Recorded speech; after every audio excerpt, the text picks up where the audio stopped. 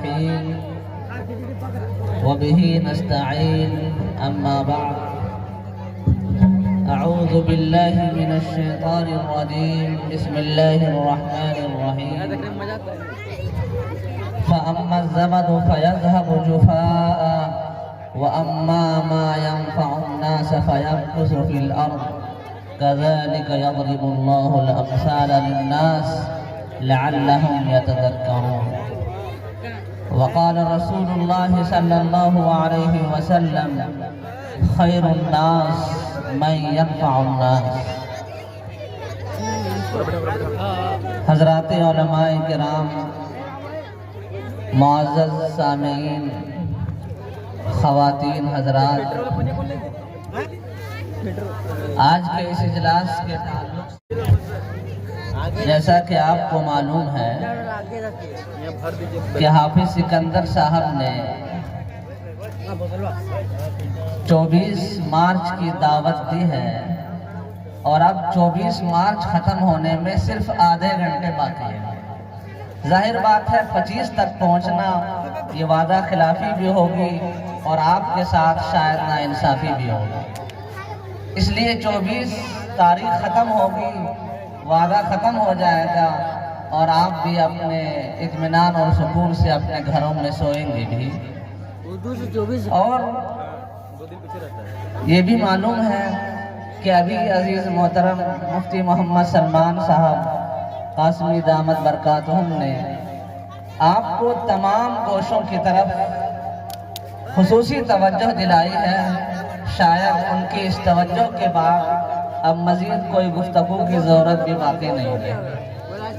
اور اگر کچھ جو وقت رہ گیا ہے، میں یہ سمجھتا ہوں کہ اب حضرت مولانا مفتی محمد سعد صاحب مظاہری دامت برکاتہم موجود ہے، وہ اسے اختتام کے مرحلے تک پہنچا دیں گے اور 24 تاریخ اپنے اختتام کو پہنچ جائے گا.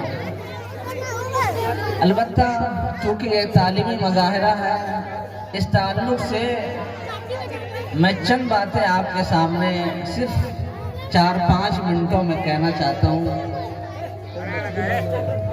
قرآن کریم نے ایک اصول بیان کیا ہے جسے میں نے ابھی تلاوت کی.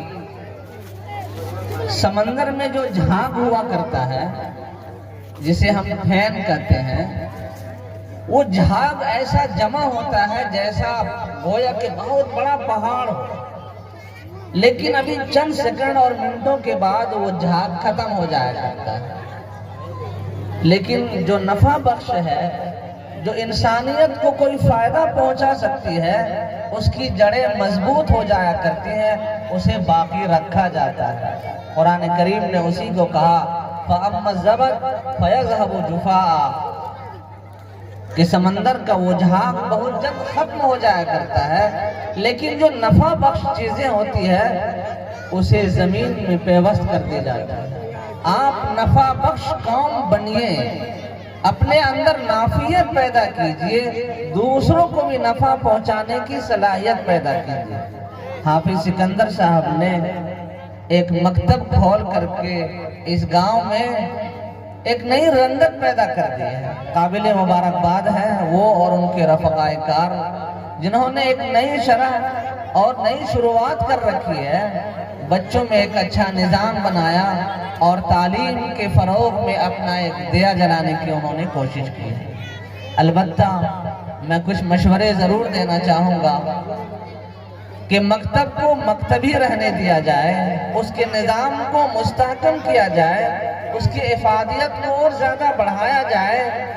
آپ کسی اوروں کی طرح کسی میلے اور ٹھیلے کے پروگرام میں اپنے وقت کو ضائع نہ کریں تو بہتر ہوگا. اور اس گاؤں میں جو روشنی آپ نے جلائی ہے، اس کی روشنی اور دور تک پہنچے، اس کے فائدہ زیادہ سے زیادہ گھروں تک پہنچے. اگر اس میں آپ کامیاب ہو گئے تو میرا خیال ہے کہ آپ کامیاب تر انسان کہلائیں گے. کبھی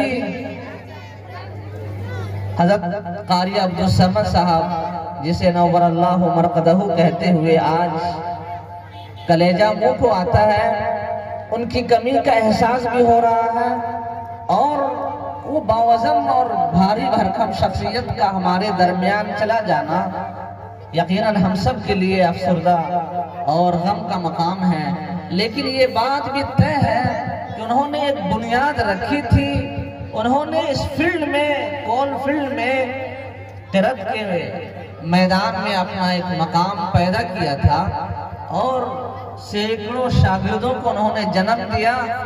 وہ روشنی انہوں نے جلائی، اس کی لو تیز تر ہوتی رہی۔ اللہ تعالیٰ ان کی قبر کو نور سے بھر دے، اور جو انہوں نے شاگرد اور طلبہ تیار کیے، ان کی تلاوت سے، ان کی تعلیم سے ان کی قبر کو یہ فیض ہمیشہ جاری اور ساری رہے۔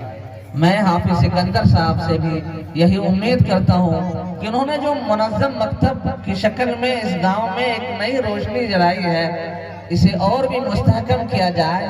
نام تو منظم پہلے ہی سے ہے، لیکن پروگرام لگتا ہے ذرا غیر منظم ہے، برا نہ مانے، لیکن حقیقت یہ ہے کہ آپ جس فیلڈ میں آپ نے قدم رکھا ہے وہاں انتہائی محنت کی ضرورت ہے۔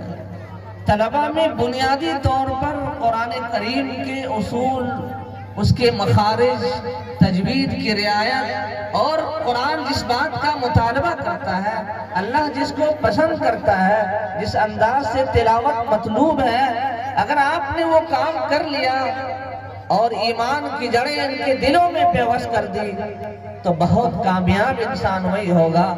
بہت بڑا عالم بننا ہر کسی کے لیے ضروری نہیں ہے، لیکن قرآن کا صحیح پڑھنا، اللہ کے کلام کو اس کے قواعد کی روشنی میں پڑھنا، اللہ کے کلام کو گھر گھر تک پہنچا دینا، اور ہر مسلمان پوری انسانیت تک پہنچنا اور پہنچا دینا ایک بڑا کام ہے، اور اس علم کے فروغ میں اپنا بڑا حصہ بنا لینے کی مراد ہے۔ میں امید کرتا ہوں کہ یہ تنظیم، یہ منظم مکتب کا سلسلہ جاری رہے گا، اور ہم نفع بخش قوم بنیں گے، اپنے اولاد کو، آنے والی نسلوں تک کو اس پیغام کو عام کرتے رہیں گے۔ لیکن اسی کے ساتھ میں یہ بھی کہنا چاہتا ہوں، نظام تعلیم میں سب سے بڑی رکاوٹ ہے وہ ہے درمیان میں انقطاع ہو جانا، سلسلوں کا ٹوٹنا۔